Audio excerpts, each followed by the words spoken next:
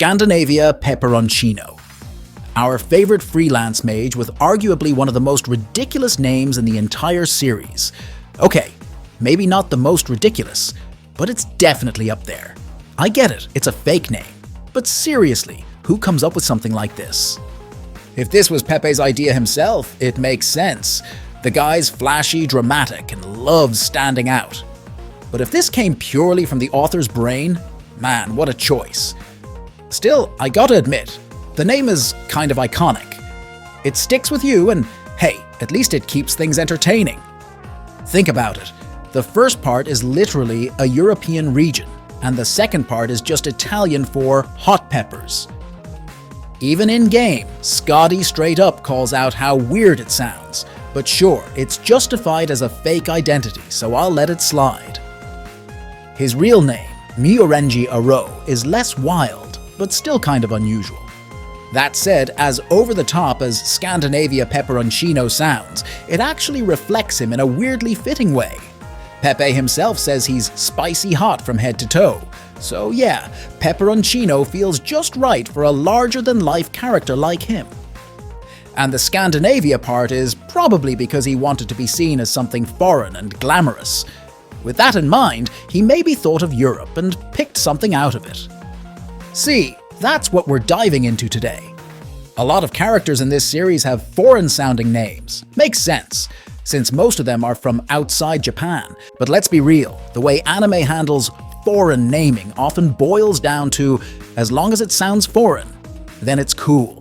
And from that, we get some of the most eccentric, entertaining, and sometimes straight-up kind of ridiculous names. That said, if you dig a little deeper, some of these names actually hint at hidden traits or origins of the characters. Like Pepe, he calls himself hot, and his name literally has Peperoncino in it. With that in mind, let's take a look at some of my favorite random-looking names that might be hiding secrets or aspects of their origin. Also, some of these are just my theories, my own interpretations, so they're not official meanings or anything, but you can always give me some corrections or more info. Let's kick this off with the name of one of the most iconic characters in the Fate series, the last master of humanity, Fujimaru Ritsuka. Fujimaru has a Japanese name, which makes sense since, well, they're Japanese. But if you stop and think about it, why this name? A name representing the potential of humanity, the person standing against fate as the last hope. Turns out the name Fujimaru isn't random at all. It's directly tied to the title of the series, Fate Grand Order, or FGO. Yep, Fujimaru's name is literally a pun on FGO. Here's how it works. The F is read as Fu, the G as G, and the O is represented by the shape of a circle, which in Japanese is called Maru. Put them together, and you get Fujimaru. Clever, right? Now what about Ritsuka? Since it's a Japanese name, the kanji can be broken down into meanings like Ritsu means stand, set up, establish, with ka means something fragrance, and has a good appearance. That perfectly ties into their role in the series, someone who's literally setting up and fixing grand-scale problems, and leading humanity's fight for survival, while heroes respect them because of their goodwill and appearance. Oh, and also Ritsuka works as a gender-neutral name, making it perfect for both the male and female versions of the protagonist. That was a Japanese name, and since the creators are Japanese, it's easy to break down its meaning and how it connects to Fujimaru. At least it's pretty obvious, right? Now that we've covered the MC, let's move on to their closest ally, our favorite Eggplant Kohai, Mash Kirillite. Unlike Fujimaru, Mash isn't Japanese. She's a designer baby created in Chaldea, so her name reflects that. Definitely not Japanese. What's interesting though is that Mash's name seems to be a blend of 3 different languages. At least that's my theory. Let's start with the Kirillite part. The Kyrie part comes from Greek. It means Lord, and is also a shorthand for the Christian prayer Kyrie eleison, meaning Lord have mercy. So I think her full name could be interpreted as Light of the Lord or Lord of Light. Now this makes a lot of sense when you consider her separate identity as a legendary knight who found the Holy Grail under divine protection. You could even pair the light in her name with this meaning to emphasize the connection. Now, for Mash. If you look at it from an English perspective, the name seems a bit silly, so maybe there's a deeper meaning. One theory is that it comes from Hebrew. In Genesis 10:23, Mash is the name of one of Aram's sons. Some also link the name to Mons Masius, a mountain range in Mesopotamia. However, I don't feel these meanings fit Mash's character very well, so I kept digging. After going around in circles, I started wondering, what if Mash is actually a Japanese name? Yeah, it doesn't really make sense since she's a foreigner. Plus, if you think about it, there's another Mash from the anime Mashal, and all the characters there have foreign-sounding names too. So at first, this idea didn't even cross my mind. But eventually, I decided to dig deeper. Turns out, Mash can actually work as a Japanese name. In fact, it's somewhat common. What makes this interesting is that Mash's name is written in katakana on her profile. This is one of the reasons I initially thought it was a foreign name. However, there is a kanji reading for Mashu. Of course, since her profile technically doesn't use any kanji for her name, this is purely a theory. From here, we can break it down into two parts. The character Ma carries meanings like truthful, genuine, natural, and accurate. These meanings somewhat resonate with Mash's personality as a straightforward and authentic person, or as an artificial human. And the character Shu means to protect or guard someone or something. This fits Mash's role perfectly. She's literally the shield bearer, the one who stands to protect others. It's pretty unique since the kanji name for Mash that I found isn't actually used for our Kohai Mash. As far as I know, she doesn't have a kanji name, or maybe I'm wrong about it. Who knows?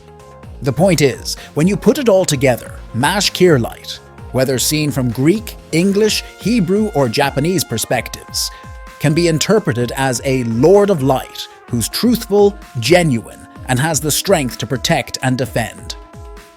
Pretty fitting for her character, right? Now, moving on to another name, Kadok Zemlupus.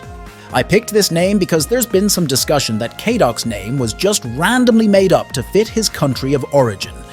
Even then, it doesn't exactly sound Polish, and the lupus part was supposedly added because of his wolf motif. Honestly, I don't think that's entirely accurate, at least not in my opinion. Let's break it down.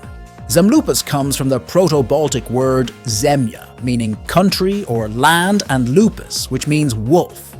Put together, it translates to country of wolves, or, if we stretch it a bit, land of beasts. Now for his first name, Kadok. It's a bit unusual. As I said earlier, it doesn't sound Polish. Or maybe it's just me, I don't know. Now, after digging around, I found that in Polish, there is a term kaduk, which refers to a mythical or folkloric figure tied to the devil or an evil spirit. It's often used to represent bad luck, misfortune, or something ominous. For example, the phrase do kaduka means to the devil or to hell. It's kind of superstitious and has an old-school vibe in Polish. So, could Kadok's name be inspired by Kaduk?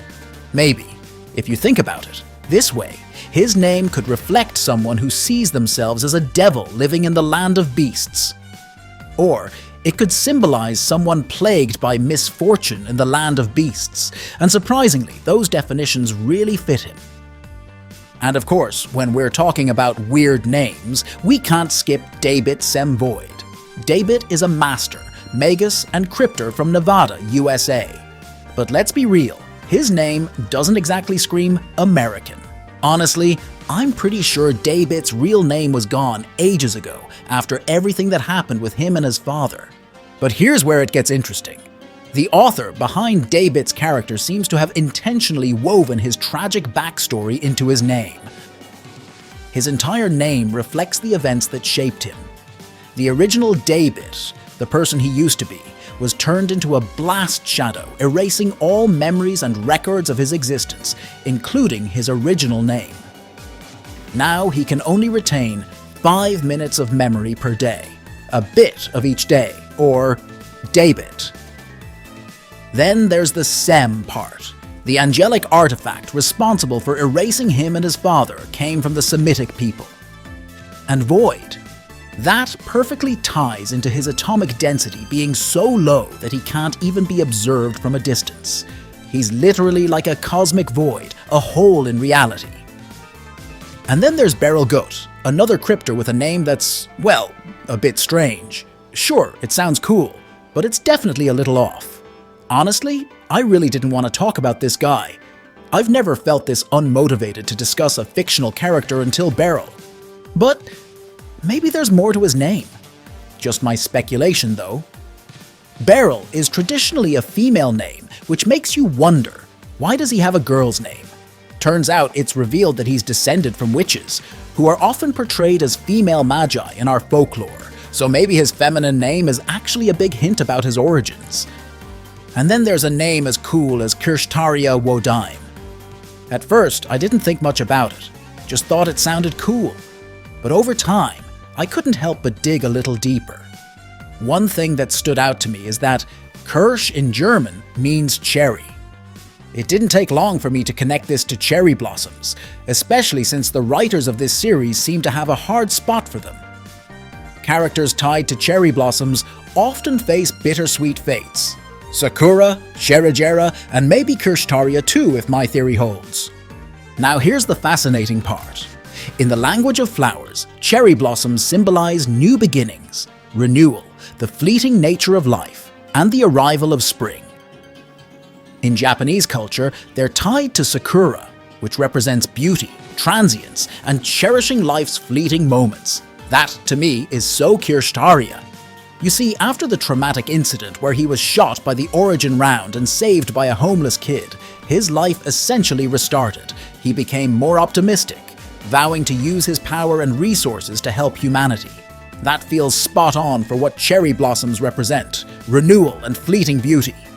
And then there's his own life. With his condition, his time was short but incredibly impactful, much like the brief yet breathtaking bloom of cherry blossoms. What do you think? Doesn't the symbolism just click perfectly? There are definitely more examples than these, and these are just a few of them. But what do you think? Click subscribe, and I'll see you guys next time.